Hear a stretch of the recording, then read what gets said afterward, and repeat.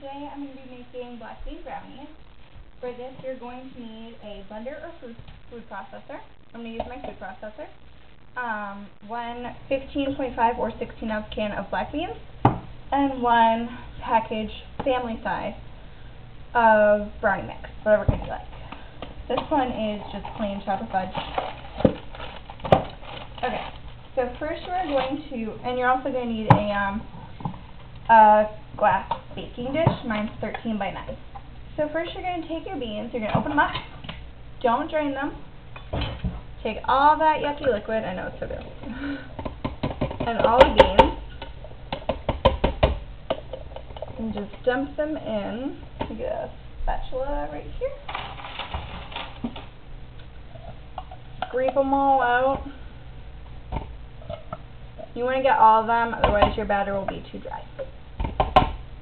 Okay, so then you are just going to puree these until they're nice and velvety smooth, with no lumps or any clumps of beans, because that would be really gross. Okay?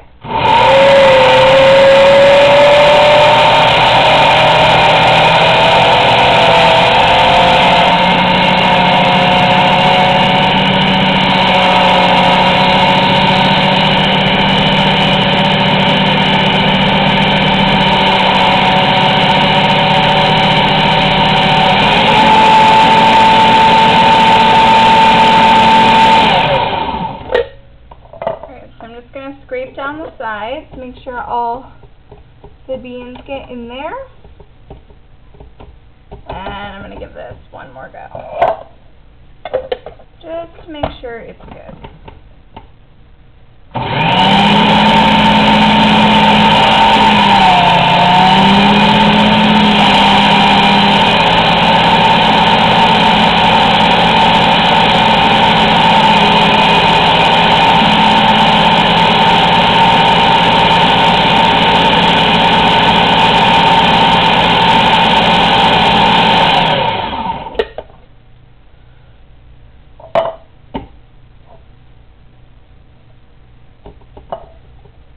Alright, that looks pretty good. Actually, it looks disgusting, but it's nice and smooth.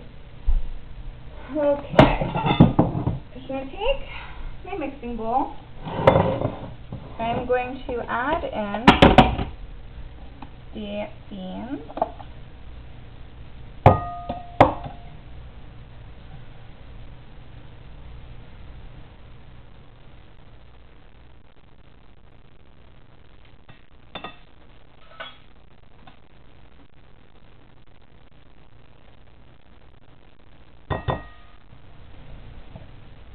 Scraping down the sides of my food processor.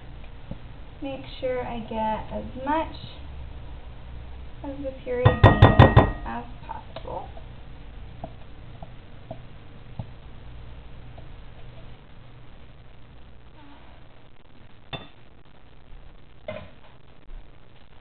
Then I'm going to open up my brownie mix,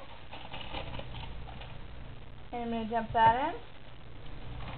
I like to add it, like do half, and then stir it all together, and then add the other half. If you have one, I don't have a mixer right now, and I can't find the beaters to my hand mixer. If you have a mixer, it's easier, because this batter can get pretty thick, but I don't have one. So I'm just going to do it the old-fashioned way. On the bright side, it's a good little arm workout if it gets really thick. Work off the calories and points from the brownies. These are, if you cut them into 20 pieces, which I'm going to, then these are 3 points each, which isn't bad.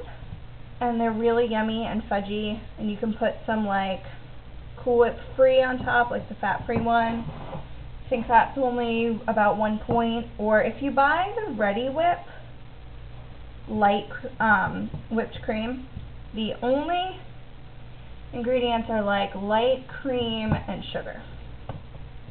And that is 0 points for like 2 tablespoons. So you can put a little squirt on this, make kind of like a little brownie sundae almost, where you can just, I like to have it with a cup of tea, black tea, 0 points.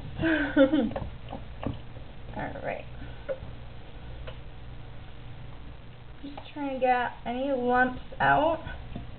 You don't want someone to bite into their brownie and get a big clump of dry mix.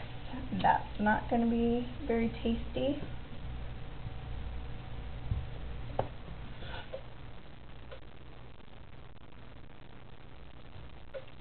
To get all the lumps out, I just kind of squish the batter up against the edge of the bowl, and the lumps just kind of burst. And then you can stir it all in. Alright. That looks pretty good. So I'm going to take my cooking spray, and I'm going to give a really quick light spray to my pan. You want to get all the sides and the edges. Take my giant bowl, like the biggest mixing bowl ever. It's so hard to hold. I have little hands. And you're going to scrape all of this yummy chocolate in there.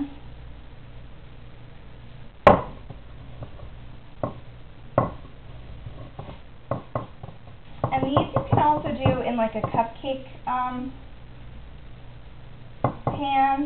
or a muffin pan, whatever you want to do it in. And that way they're just in like little portions. You can actually make brownie pops, and you just make mini muffins with brownie batter, and bake those up, and then you take a lollipop stick, you can get it at your craft stores, and you would, after you cook the brownies, just poke the stick through. So good. Even the batter, it just tastes like chocolate. Delicious. And you can eat it because there's no eggs. So here's what it looks like. And then I'm just going to pop it in the oven according to my box directions. So my box, I have the Pillsbury one. I don't know if you can see that. So it's bake at 350 for about 30 minutes. So that's what I'm going to do. And then when these are all done, I'm going to cut them up, put out a couple on a plate for my family, and then freeze the rest in a Ziploc bag, so you can just pop them in the microwave for like 15 seconds whenever you want to, and you have a nice fresh brownie. Alright, thanks, bye.